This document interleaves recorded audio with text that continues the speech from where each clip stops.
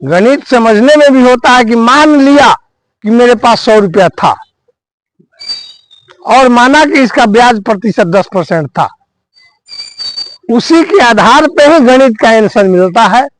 ऐसे गोट फार्मर को सबसे ज्यादा नुकसान होता है और वो नुकसान होता है बकरियों के बच्चे की मोर्टेलिटी से। और खास करके बकरी के बच्चे की मोर्टेलिटी मेरे ख्याल से 2 ही स्टेज में होता है। आपको एक बात बता दूं, पानी को घुमा देना कोई आसान काम नहीं है।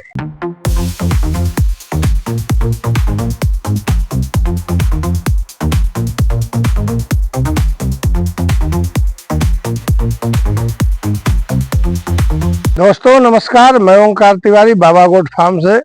सबसे बड़ी बात है, अनुभव मेरे पास है तो मैं चाहूंगा ज्यादा से ज्यादा इस वीडियो के माध्यम से आपको हम शेयर करें।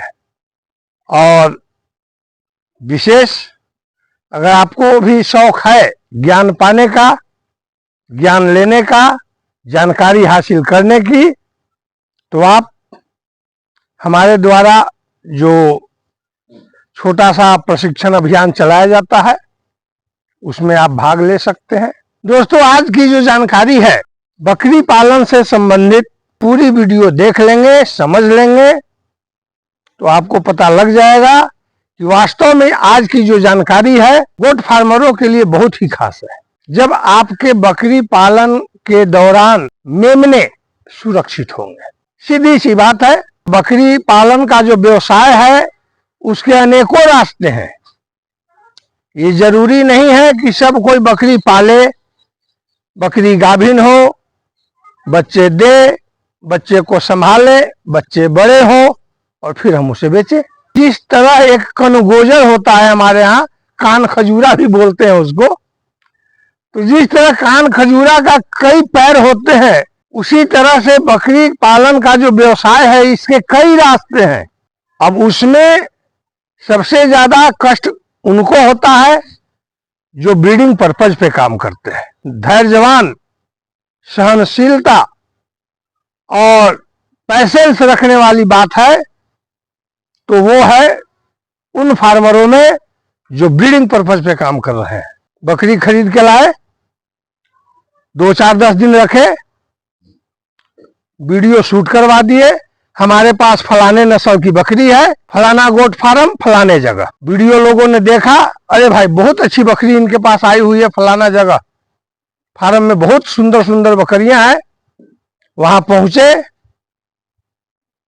2, 4, 10 करके उनका काम है बेच देना। 2 महीने बाद जाएंगे तो आपको उस फार्म पे कुछ नहीं मिलने वाला है, और अगर मिला वो बकरी नहीं मिलेगी, कोई दूसरी वैरायटी की बकरी मिलेगी। इसे भी बकरी फार्म कहते हैं कि हमने बकरी फार्म खोल रखा है। होली, दिवाली, दशहरा का सीजन देखें, इस सीजन में आने में 2 महीना पहले टाइम है।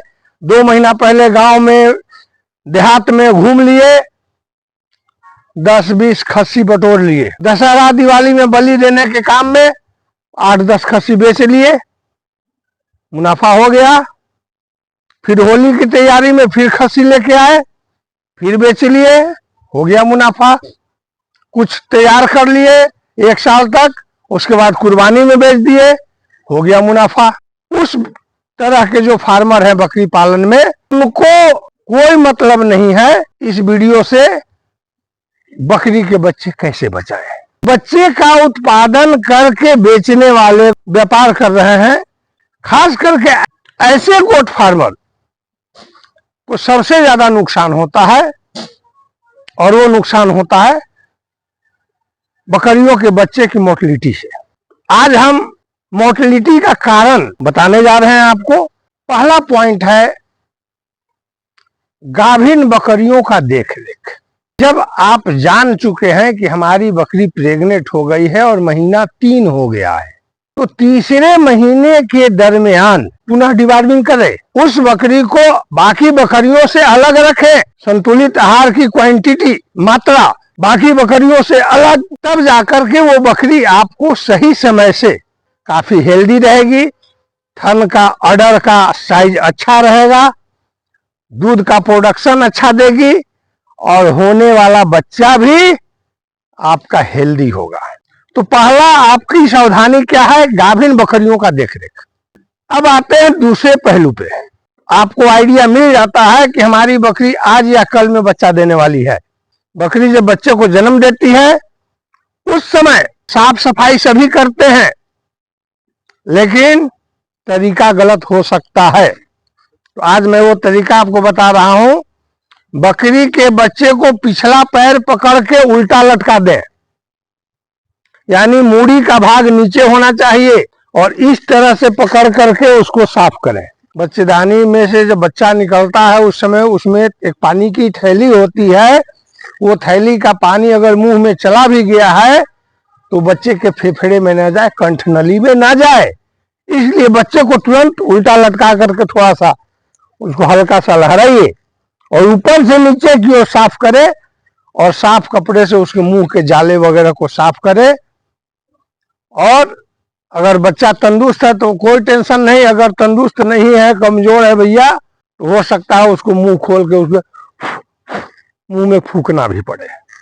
तीसरी सावधानी, कई आदमी का कहना है कि जब बकरी के बच्चे जन्म देती है तो कैंची रखे, नया ब्लेड रखे, बेटाडीन रखे, डिटॉल रखे। ठीक है, अच्छी बात है, लेकिन एक चीज और मैं बताने जा रहा हूं, शायद आपको अच्छा लगे या न लगे। जिन बकरियों को हम चराई पे ले जाते हैं या हमारे एब्सेंटी में बच्चा दे देती है और जब हम आते हैं तो बच्चे कूदते मिलते हैं, खेलते मिलते हैं, उनका नाभि कौन काटता है? उनको बेटाडीन कौन लगाता है? तो बच्चे का नाभि जो मां के साथ जुड़ा हुआ है, इस तरह से कवर, कलम का जो ढक्कन होता है ना, उस तरह से कवर की तरह जुटा होता है।